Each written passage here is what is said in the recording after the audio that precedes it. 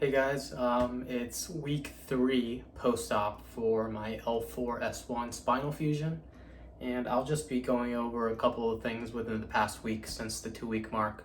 But yeah, I just have some notes and I'm just gonna go over it. I guess one thing is I have a bone growth stimulator. Let me just lower my desk here. But if you guys can see, I have a bone growth stimulator that I am trying to wear for around 12 hours a day, sometimes more, sometimes less. I generally don't sleep with it anymore just because it can get quite uncomfortable. I find myself tossing and turning at night a lot. Sleep has not been that great lately. Sometimes because of an uncomfortable pain I feel from lying down too much. Yeah, that's actually been a problem for the past couple of days lately. I find that if I'm in bed for too long, and I don't know if it's because I have this bone growth stimulator on all the time, or it's just a natural process of recovering from surgery. But yeah, these are the pads that stick on from here,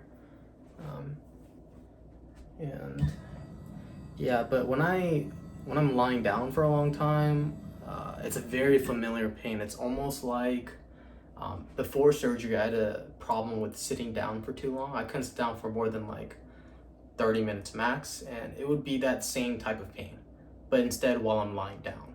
Just because it would be the same type of pain while I sit down as well, but it's like even while I'm lying down, I still feel it.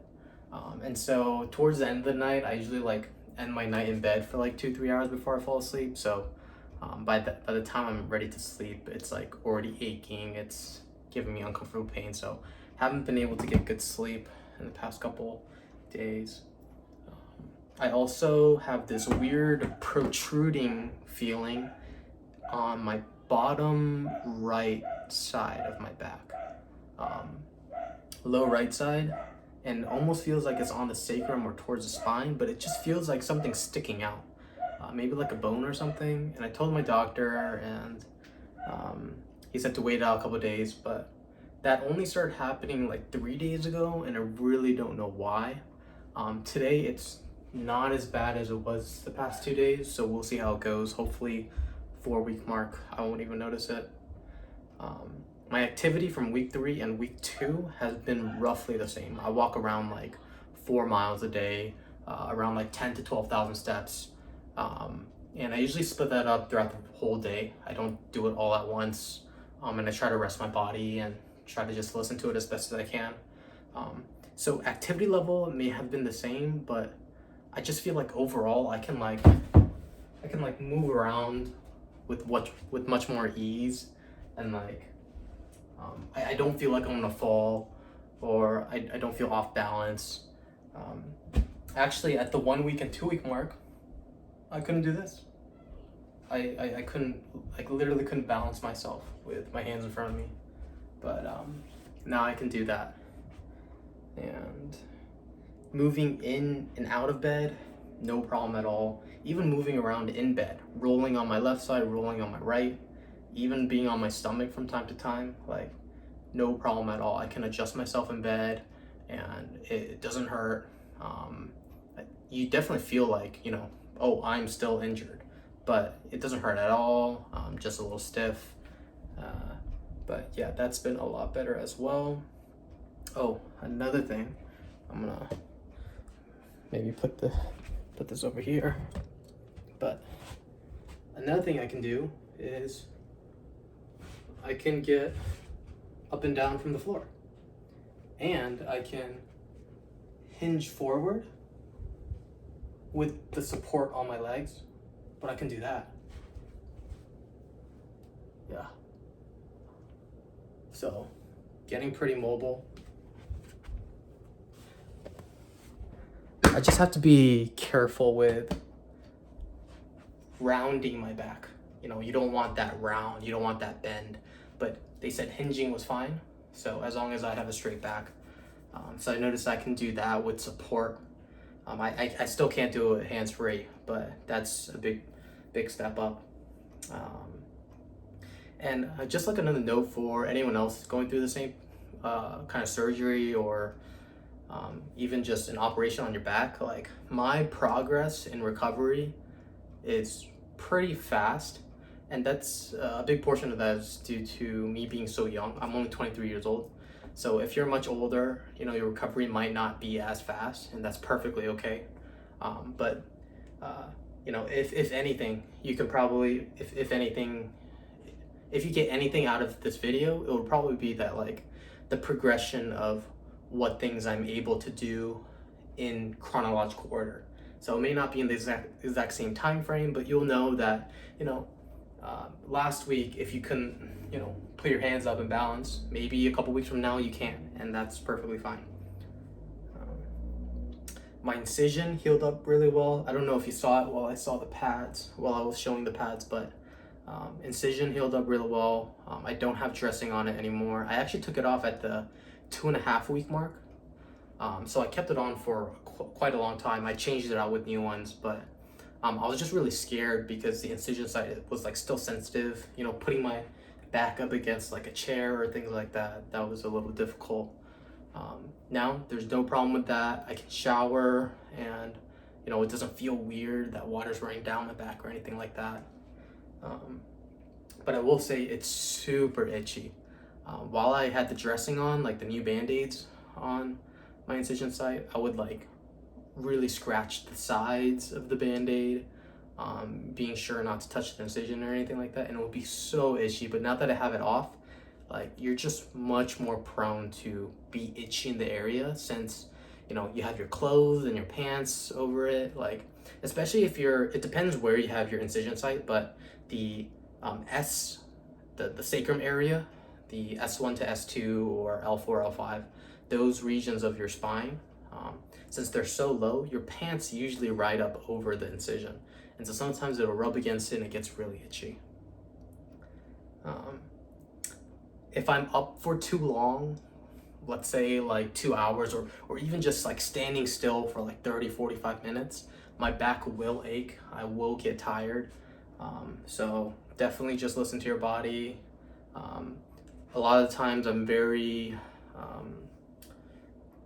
nitpicky about how long I should be out of bed. I have like the system, I'm out for an hour and I go in bed for 30 minutes. And if I haven't reached that hour, I will want to get to that hour before I go into bed.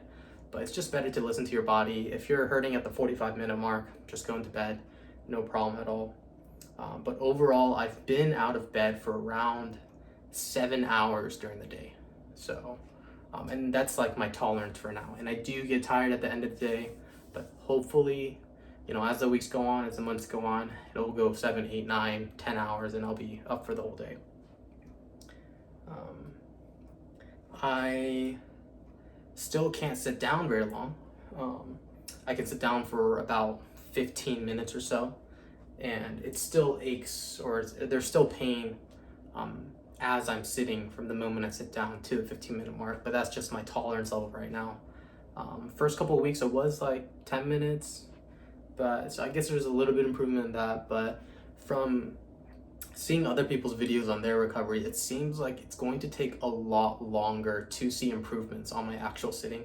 So I wouldn't be surprised if it takes 2, 3, 4 months for me to see some good results to sit down for an hour, 2 or 3.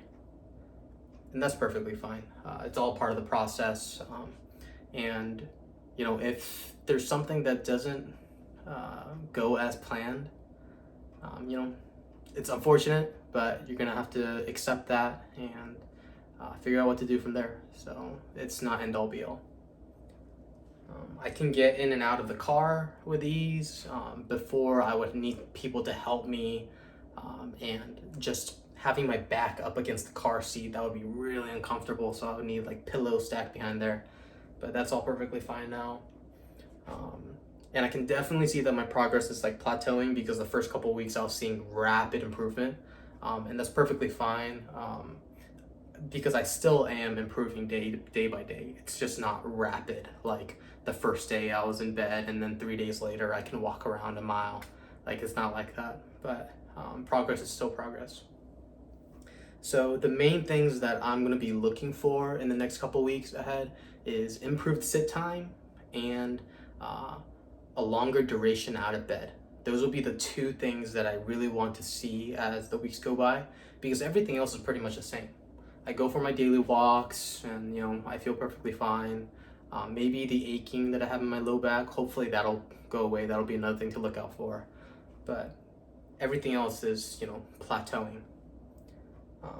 Lastly, just a little bit of tips or just words of wisdom for anyone else out there. Don't overdo it.